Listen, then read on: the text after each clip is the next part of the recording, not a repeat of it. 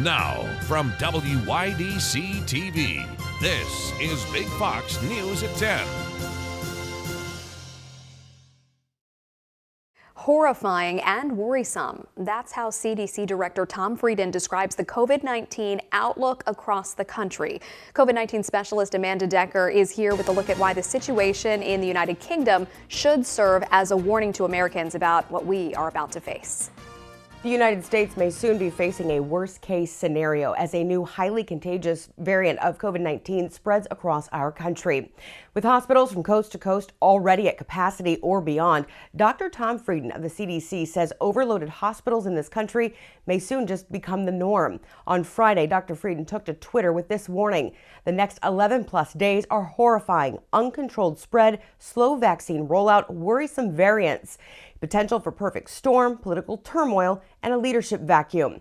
Right now, the United Kingdom is seeing a daily average of about 60,000 cases compared to early December, where they were seeing about 15,000 new cases per day. That's because the newly identified strain of COVID-19, which has now been confirmed in several states, is infecting people much faster than the other variants. What it does, according to the Brits, is that it makes it easier for the virus to spread from person to person.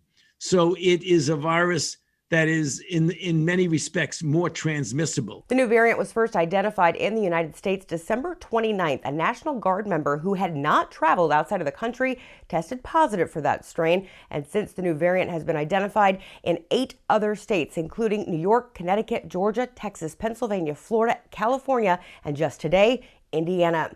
British health officials are trying to sound the alarm and warning the United States of what could potentially be on the horizon. They say every unnecessary interaction is another link in the chain of community spread. I'm COVID-19 specialist Amanda Decker reporting. Tonight, 6 Elmira area restaurants are taking a stand against Governor Cuomo's restrictions by allowing in-person dining. This comes after 11 weeks of the restaurants doing only carry-out because of being in the orange zone. Big Fox News' Matt Kleindon spoke with one restaurant owner about the decision. He joins us from Corning. Good evening. In a Facebook post, the Turtle Leaf Cafe announced that they'll be opening for in-person dining starting tomorrow, stating that a line has to be drawn somewhere. Enough's enough. At 9 o'clock tomorrow morning, customers will be able to dine in at Turtle Leaf Cafe. Despite current COVID restrictions forbidding indoor dining in the orange zone, owner Adam Bunce says they've waited long enough. So if we've gone 11 weeks and they're not going to move, what are we going to do? Wait another 11 weeks? Wait another 6 months? What's it going to be? Bunce joins the owners of BC Hots, The Diner, Lights Bakery, Curly's Chicken House, and Ann's Pancakes in allowing in-person dining. He says the breaking point came when Governor Cuomo couldn't answer why Chemung County's orange zone designation wasn't reevaluated during a press conference. Like, are you kidding me? For 11 weeks, you put us in the zone, and all you can reply back to is, I don't know. Bunce says his restaurant won't be throwing caution to the wind with this move, stating that the Turtle Leaf will continue mandating masks and allowing only 50% capacity. He hopes the 6 restaurants opening up can lead the way to reclassify the Elmira area. We're just asking to do what they're doing 5 minutes down the road. We understand that we're putting ourselves out there, but at the same time, someone's got to step up and speak out, and the 6 business owners that are choosing to do this are the ones that are going to step up and lead the way. Matt Kleindon's Big Fox WYDC Corning. After 3 decades of service, an Elmira drug enforcement officer is calling it a career. Patrick P.J. Griffin said his goodbyes to the Elmira Police Department on Thursday. The department celebrated his retirement with a walkout with family and community members in attendance. They also posted a thank you note on Facebook for Griffin's 32 years of work with the Elmira Police. House Democrats spent time this weekend charting a course for impeaching President Donald Trump while also urging the vice president to take action first. Karen Caifa has the very latest from Washington on where impeachment efforts stand. Washington beginning this week in uncharted territory. House Democrats ready to proceed with an unprecedented second impeachment against President Donald Trump if they say the Vice President Mike Pence doesn't invoke the 25th Amendment, something at least one source says he hasn't entirely ruled out. All of this happening with just days left to go in the Trump presidency. House Speaker Nancy Pelosi says she'll call on Vice President Mike Pence to use the 25th Amendment to remove President Donald Trump from office. If he doesn't act, House Democrats are prepared to impeach again. He has done something so serious that there should be prosecution against him. eager to hold Trump accountable. House Democratic leaders have considered how a Senate trial might stall the first days of Joe Biden's presidency, including cabinet confirmations.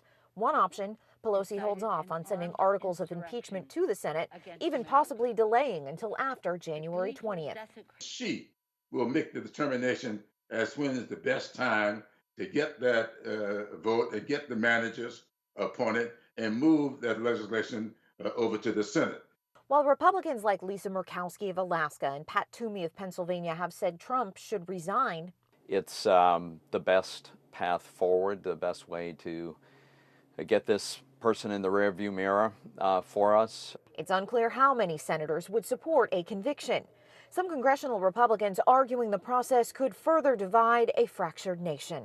One of the issues that I have right now, whether it's the 25th Amendment, whether it's impeachment right now, is further dividing the country and pouring gasoline on a fire. And with just days to go before Joe Biden's inauguration, plans for securing the city during those events are being revisited. A defense official with knowledge of the planning says that the Pentagon is assessing whether there is a need for a surge in National Guard forces to as many as 13,000, almost double the 7,000 that were initially planned. In Washington, I'm Karen Kafa. As officials continue to make arrests following the violent attack on the U.S. Capitol, federal authorities are now working to determine the level of planning and coordination among the insurgents, including if there was any among members of law enforcement and the military. One of the top questions investigators are asking, was there a plan to capture and hold hostage members of Congress? Jessica Schneider looks at the latest in the investigation and what officials are doing to keep lawmakers safe as fears of more violence continue. There is a lot of concern as we move into a new week and closer to the inauguration in the wake of last week's attack on the U.S. Capitol. The Capitol now surrounded by a 7-foot non-scalable fence and hundreds of National Guard members. They will be sent in for the inauguration next Wednesday. That includes 1,000 members from New York, 6,200 from across the country. And so far, nearly 24 people have been charged federally for their involvement in the violent mob that stormed the Capitol. That includes a man who was found with 11 homemade bombs in his truck parked near the Capitol, plus a handgun, assault rifle, and ammunition. And prosecutors say that that man actually had 2 handguns on him when police finally found him. Then there was another man charged with allegedly sending text messages threatening injury to House Speaker Nancy Pelosi. When he was found, he had firearms, including an assault rifle and hundreds of rounds of ammunition. That was in the truck that he had parked outside of a Holiday Inn hotel in Washington. But this is likely just the beginning of the charges. The acting U.S. attorney in D.C. now says hundreds of people may end up under arrest as they continue this investigation that encompasses hundreds of prosecutors and FBI agents working from 3 command centers 24/7. And finally, there is some growing concern for the safety of members of Congress, many of whom we've seen in videos yelled at, surrounded in airports as they traveled to and from Washington. Well, this weekend we learned that all members will be able to get increased security when they travel through airports. U.S. Capitol Police, they're coordinating with other law enforcement agencies to make sure those protections happen to keep those members of Congress safe. Jessica Schneider, CNN, Washington. Some dentists in Massachusetts are reportedly upset that they won't get the COVID vaccine until after prisoners do. Jennifer Egan reports. We usually double glove when we do this. Dr. Richard Spaniolo and his staff depend on gloves, masks, and other protective gear Shields. to keep themselves safe in their Roslindale dentist office. These young women and men are standing there being out front. We're as out front as any emergency room. But in the state's vaccine distribution timeline, they are at the bottom of phase 1. After healthcare workers, nursing homes, first responders, corrections facilities, and shelters. Most dentists are considered healthcare workers doing non-COVID facing care. We are closer than most people to the virus.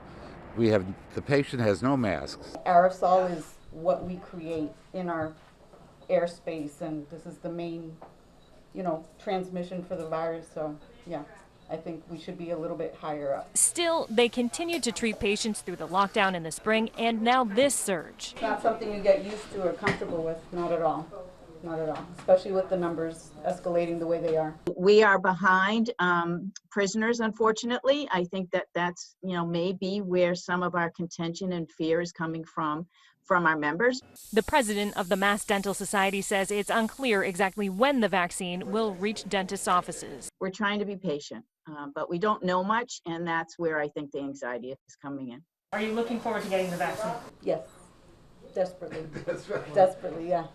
Still ahead tonight, 2 different coronavirus vaccines continue to roll out across the U.S., but anyone who receives a vaccination could still end up getting sick. I would strongly encourage that we move forward with giving states the opportunity to be more expansive in who they can give the vaccine to, particularly as more supplies become available. Ahead, hear what health experts are warning those who have received the first dose of the vaccine. Here's your local stock market update from Big Fox.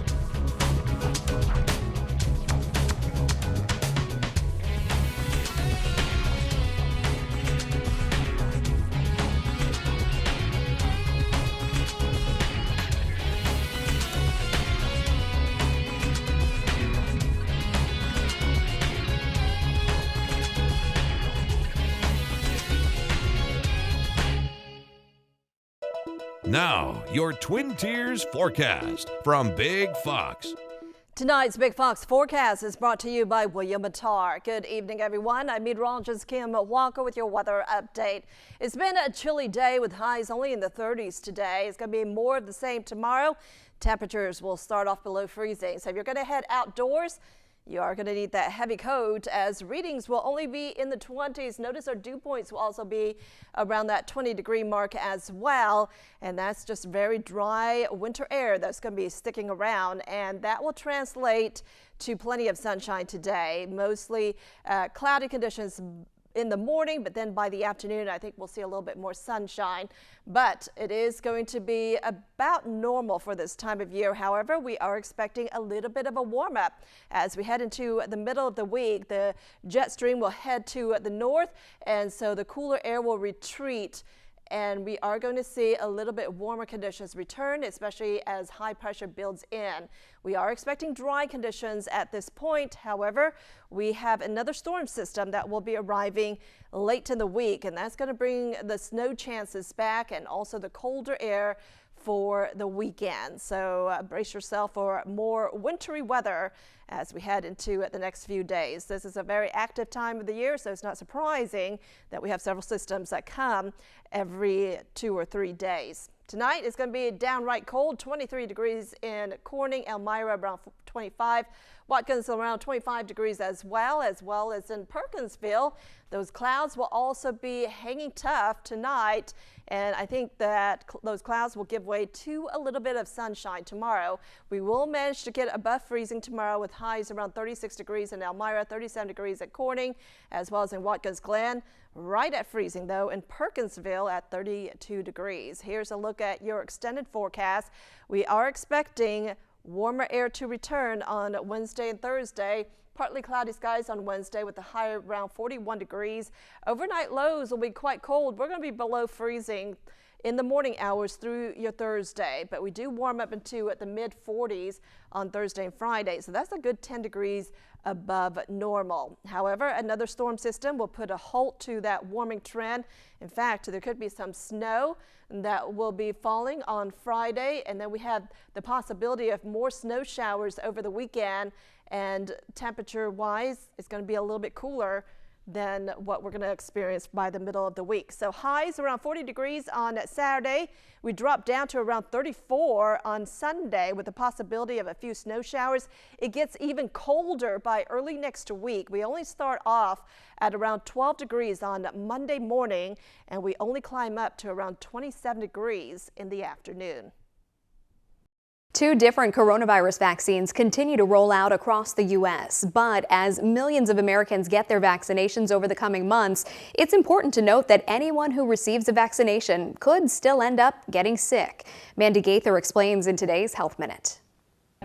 COVID-19 vaccines are becoming available to more Americans. I would strongly encourage that we move forward with giving states the opportunity to be more expansive in who they can give the vaccine to, particularly as more supplies become available. Health officials continue to say being vaccinated is one of the best ways to protect yourself and others from getting sick, but no vaccine works 100% of the time. During trials, the current authorized vaccines were shown to be about 95% effective, which means some who were vaccinated became symptomatic. Here's why. It takes time to build immunity, and both authorized vaccines require 2 doses given several weeks apart to train the body's immune system. But people can be exposed to the coronavirus right before being vaccinated or right after, which doesn't give the body enough time to develop its defenses. The CDC says building immunity typically takes a few weeks. Moderna measured its 95% vaccine efficacy starting 14 days after the second dose, while Pfizer started 7 days after the second dose. But let's be clear, the current coronavirus vaccines cannot infect anyone with the virus. They don't contain the virus, but the CDC says vaccinated people should still use all the tools available to us. Wear a mask, stay 6 feet away from others, and wash your hands. An Indiana grocery store worker says he was fired after he asked a woman to put on a mask and she refused. Now, Al's Supermarket has a policy of offering people masks, but asks employees to avoid confrontation to customers who refuse. Selena Guevara spoke to him.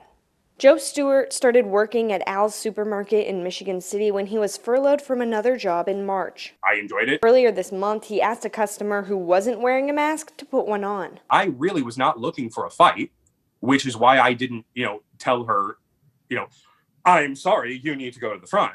I just offered her a mask. He says she refused and later called Lakeshore Foods Corporation, who owns the supermarket chain, to complain. In a statement, Lakeshore's CEO says they don't discuss employee matters publicly, but that their policy is to have people offer a mask but avoid a confrontation for the employee's own safety.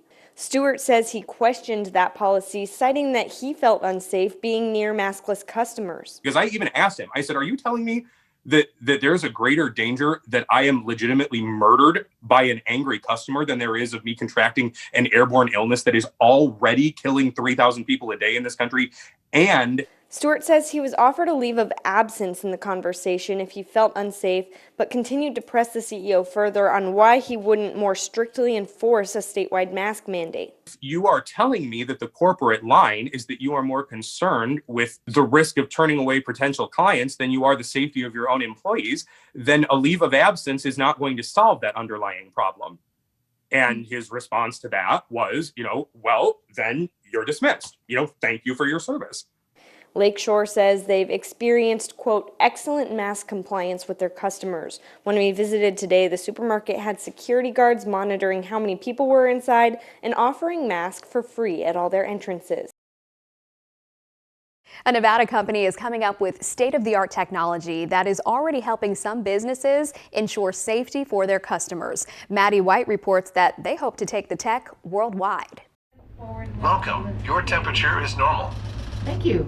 You may have seen devices like these Stand closer, please. that use thermal screening Temperature is normal. to ensure you don't have a fever upon entering. Wear a mask, please. But have you ever considered these same machines could also be used to do this? Depending on the policy of any facility, if they require a vaccine, all someone would have to do is either hold up their card, their vaccine card. This machine can check it and verify right away if someone is up to date. Monitoring your vaccine status in a contactless way. It's a vision these Las Vegas-based tech innovators have for public gathering entry once widespread vaccinations are rolled out. Just like an ID card that you can scan with your phone, like a QR tag, these cameras have the ability to scan a QR code. A QR code of our very own could be in our futures, just like those ones you use to pull up a menu on your phones in restaurants. What we do know is the DoD is going to issue a card to every person that receives a vaccine.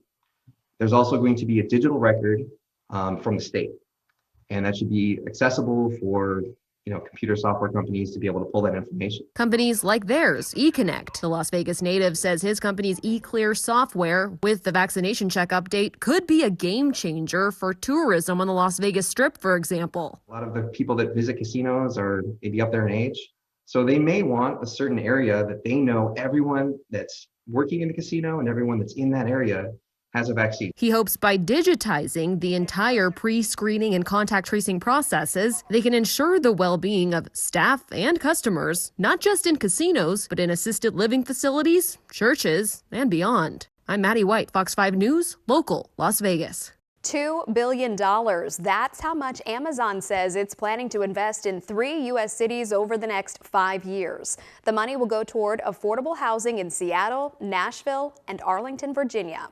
The company plans to have at least 5,000 employees in each of those cities.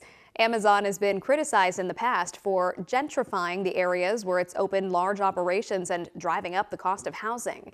Jeff Bezos, Amazon's founder and CEO, says the money will also help local families achieve long-term stability in those communities. General Motors has a substantially different logo for the first time since 1964. This design, unveiled on Friday, is supposed to reflect the company's shift toward electric vehicles. The new M is meant to resemble an electric plug, and the color is supposed to evoke images of the sky. The logo comes with a marketing campaign called Everybody In that's aimed at making more consumers think an electric car is for them. GM plans to introduce 30 such vehicles by 2025.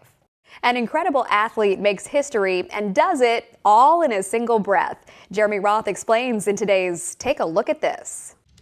A 47-year-old diver's recent record-breaking feat is so astounding, it must be seen to be believed. According to the website Breathology, Danish freediver Stig Severinsen made history off the Baja coast of Mexico when he successfully swam 202 meters underwater on a single breath. That equates to 662 feet, or the length of nearly 2 football fields. And if your mind isn't sufficiently blown, I don't know why it wouldn't be, but if it isn't, consider this. Severinsen's dive took 20 minutes to complete before he surfaced to breathe and celebrate. Still not impressed? That's not even Severinsen's personal breathing best. In 2012, he set a record after voluntarily holding his breath for 22 minutes. As for this recent accomplishment, it wasn't just for personal glory. Severinsen said he wanted to use the attention to raise environmental awareness. He now holds the Guinness World Record for the longest open water underwater dive on Earth.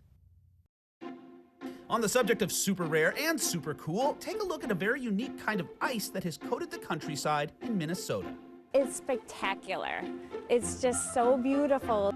Rime ice takes on the look of frosty needles and is only formed in fog.